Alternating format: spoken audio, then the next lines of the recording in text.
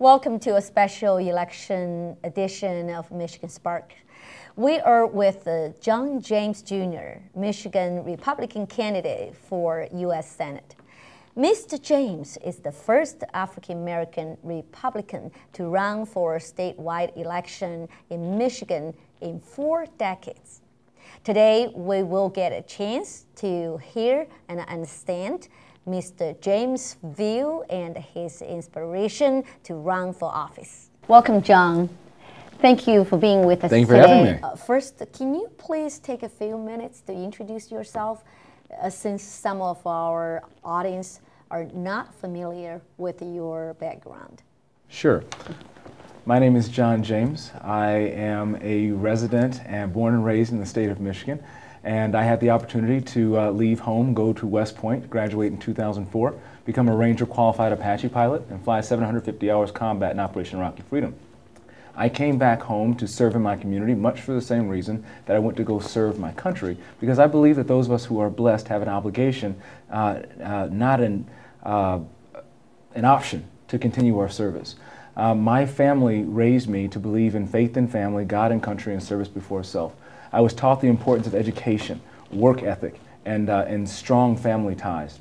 And I'm running because I want to bring my passion for service and my proven leadership experience from the battlefield to the boardroom to Washington.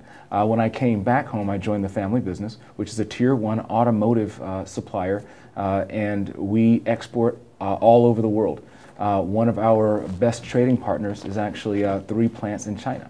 And so being able to bring business experience to the floor of the U.S. Senate is something we don't currently have. Also being able to bring military experience to the floor of the U.S. Senate is also something we don't have. I'm looking forward to bringing my business and my military experience to make Michigan a better place. What made you decide to run for the U.S. Senate? One of the biggest things was when I was in Iraq. After getting back from a particular combat mission, I was looking on Armed Forces Network when I was deployed in the dining facility, and I saw areas of Michigan that were very, very hard hit. Areas of home, Flint, Detroit, Pontiac, Saginaw, Benton Harbor, all over the state that looked worse in some cases than the combat zone I was flying in. And that really hurt. That really told me that it felt like we were over fighting for Rocky freedom, but I didn't feel like there were enough people back here fighting for Michiganders, fighting for economic opportunity, fighting for new options for Michigan. And so I came back to join the family business, and I was able to help grow the family business from $35 million to $137 million and add over 100 jobs in a little bit less than 5 years. I think that's the experience, growing business, growing opportunities for families that we need helping lead us in the U.S. Senate. There have been many debates and to repeal and replace the Affordable Care Act. So what is your position on it if you are elected to be the Senate? I think that both parties have failed. Both parties have failed the American people, particularly as it comes to health care. One party, the Democrat Party, said if you like your health care, you can keep it. If you like your doctor, you can keep them. And they even said if we have to pass it to see what's in it.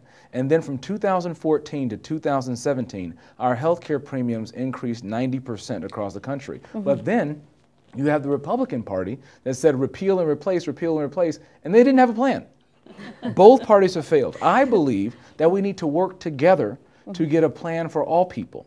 And I believe that we need to have a market-based, patient-centered approach that must cover pre-existing conditions. We need to have tort reform and regulatory reform so that we increase transparency, we increase competition, so we lower pharmaceutical drug costs, so that we lower healthcare costs and increase quality of care. I think that the power should be given to the patients and the doctors, not to the federal government and to the insurance companies. And this is what I will work on when I get to Washington. Lastly, please summarize the reasons why the voters should vote for you. I believe that voters have a choice, that they have a choice between having a combat veteran who understands veterans issues and who understands how to keep this country safe because he's done it before.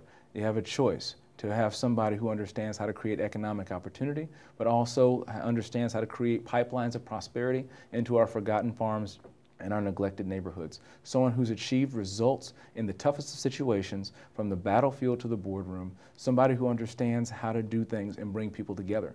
On day one, I would bring a balance. I would bring balance to the U.S. Senate, making sure that regardless of who is in the majority in the Congress or who is in the White House, Michigan has a seat at the table, which will make Michigan stronger. Right now, we have 2 Democratic senators, and that's not very democratic. We need to have something fair. We need to have something effective. And I am someone who keeps my promises because I swore an oath to the Constitution to protect it against all enemies, foreign and domestic. And I also swore a promise to prioritize God and country in that order and make sure that I put Michigan first. Thank you so much, Thank you so John, much for having being me. with Yes, ma'am. us today for this special election edition of Michigan Spark. Thank you very much. Thank you for having me. Thank you. Thank you very much for watching. See you next time.